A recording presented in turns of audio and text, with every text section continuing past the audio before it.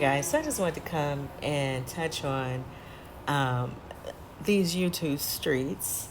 I see Michelle Brown and Couture Bae are kind of going at it. Now, I don't know a whole lot about Couture Bae. She just came into my timeline, I don't know, and I just started noticing her channel. And when I could catch her commentary, I will listen. Um, but I think she is new to YouTube. I could be wrong. I don't know how long she's been on YouTube. I've never, really known of her before this year. Now, Michelle's been on YouTube for a while, and she's been in the blog, I would say, I was entertainment, blogging, business for a very long time. She's probably, I would go as far as to say, one of the first urban bloggers, right? Now, I don't know how far back you guys go with following this type of stuff, but she definitely goes back to the very beginning. She might even be one of, like I said, the very first. And she's based there in Atlanta, so she's been around a long time. And then, of course, everyone start going into the social media platforms, right? Periscope. Remember, people were going on Periscope, and now they're on YouTube and Twitter and wherever else, right? Instagram, Facebook. And people will just go live and get their commentary on these platforms. And so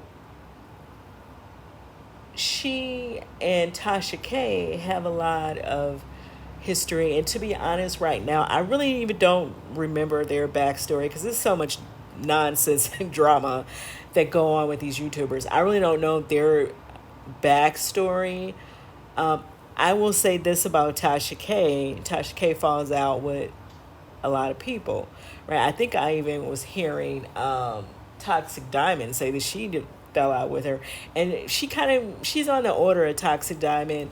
Toxic Diamond stays in a lot of stuff, personal stuff, outside of YouTube, and so she has a sizable platform as well. But Tasha K sort of soared compared to the other ones for whatever reason. Um, and so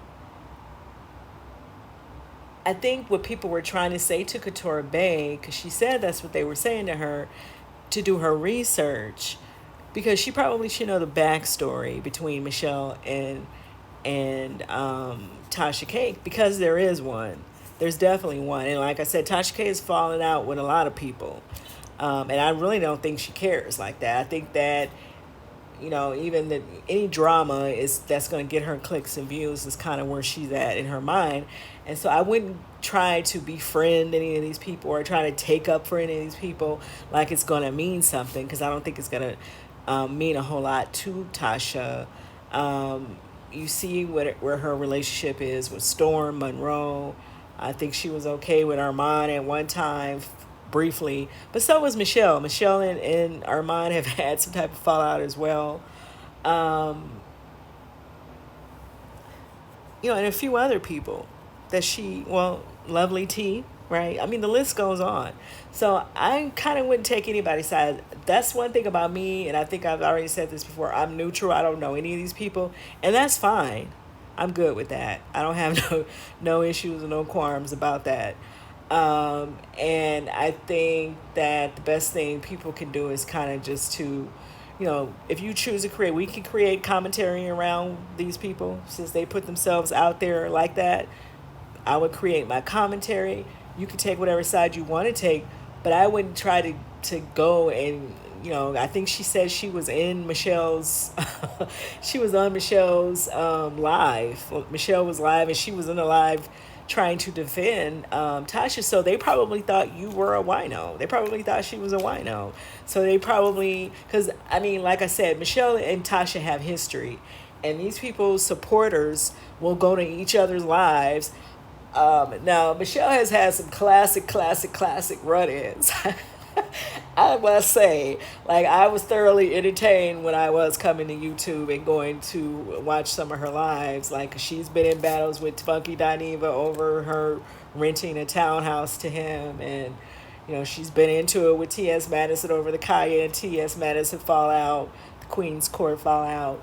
Some very classic, very, very classic moments, okay, in YouTube history.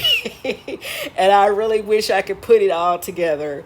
But, I would definitely have to get them to okay that, and that would not happen, right?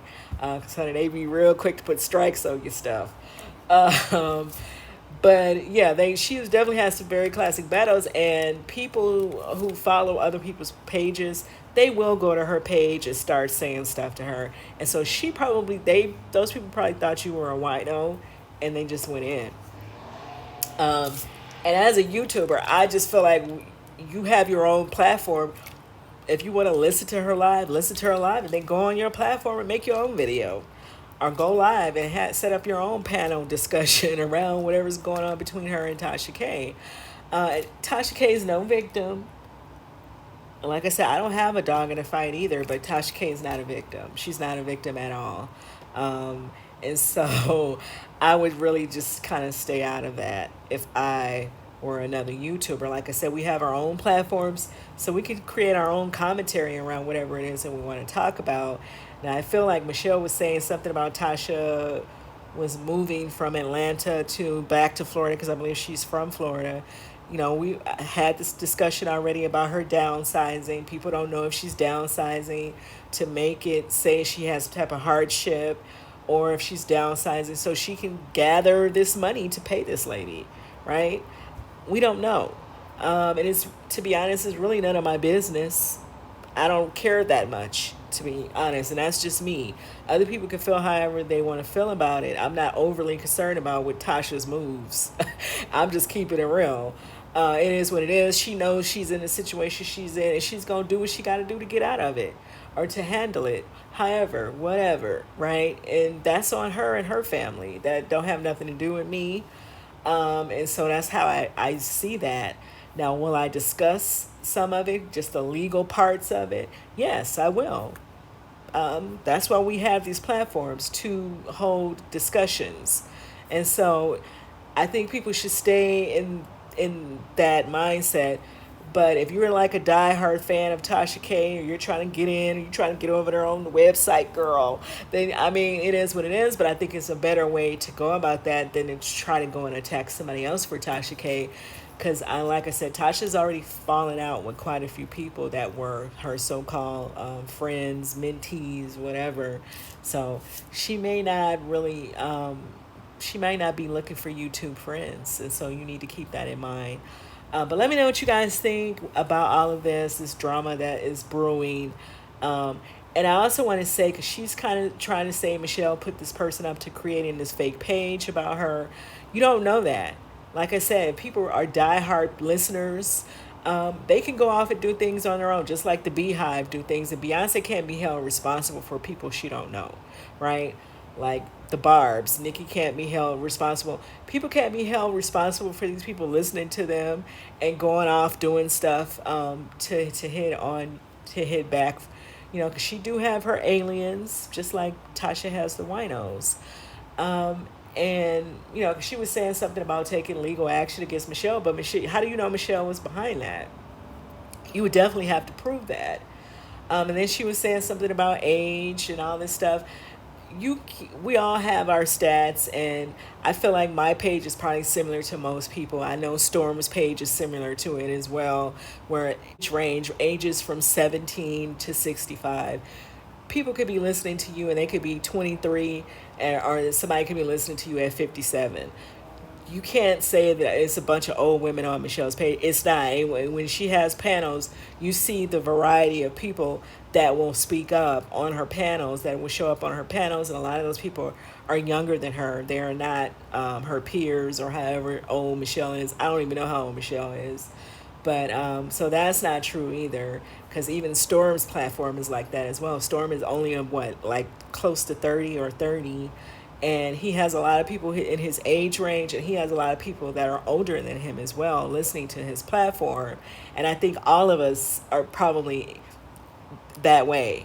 So I don't know. But let me know what you guys think about all of this in the comments. Do you guys get what I'm saying? Like maybe Couture Bae should just kind of, listen to the commentary and then just make her own video, just like I just did. That's what I say, because these people love starting stuff with folk child. They be all hacking into your accounts and doing all kind of crazy stuff. And if you're not really built for all of that, I would just stay out of it and let them have it. But let me know what you guys think in the comments, and I'll see you guys in the next video.